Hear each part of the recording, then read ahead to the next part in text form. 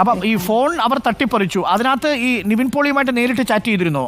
എന്റെ അമ്മ അവൻ പറയുന്നത് മുഴുവൻ നുണയാ. ഇത് നിവിൻ പോളി തന്നെയാണെന്ന് ഉറപ്പാണല്ലോ അല്ലേ താങ്കൾക്ക്? ചെയ്തു. അതെ, നിന്നെ സമ്മതിക്കണം. നിന്റെ വായിൽ എങ്ങനെയാടാ ഇത്രയും പെട്ടെന്ന് ഇത്രയും വലിയ നുണകൾ വരുന്നേ? അങ്ങനെ ഒരു പെൺകുട്ടീനെ എനിക്ക് അറിയില്ല, ഞാൻ കണ്ടിട്ടില്ല, ഞാൻ സംസാരിച്ചിട്ടില്ല. നീ കേട്ടല്ലോ, ഈ പേരും പറഞ്ഞ് ഇനി അവന്റെ പുറകെ നടത്തവനെ ശല്യപ്പെടുത്തിയാണല്ലോ വെട്ടി എറിഞ്ഞ് പാട്ടുകൾ കൊടുക്കും. നാട്ടിലെ സിം ദുബായ് വർക്ക് ചെയ്യില്ലല്ലോ, സ്വാഭാവികമായും ദുബായിലെ സിമ്മിലല്ലേ വാട്സപ്പ് വരുള്ളൂ.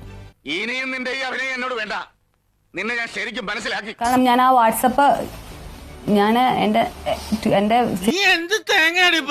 മയക്കുമരുന്ന് ലഹരിയിൽ ഇരുന്നപ്പോൾ താങ്കൾ ഇവരുടെ ഫോട്ടോ എടുത്തിരുന്നു, അത് ഈ ഫോണിൽ ഉണ്ടായിരുന്നു. പക്ഷെ ആ ഫോട്ടോ എടുക്കുന്ന സമയം കൊണ്ട് ഹസ്ബൻഡിനെ വിളിക്കാമായിരുന്നില്ലേ താങ്കൾക്ക്?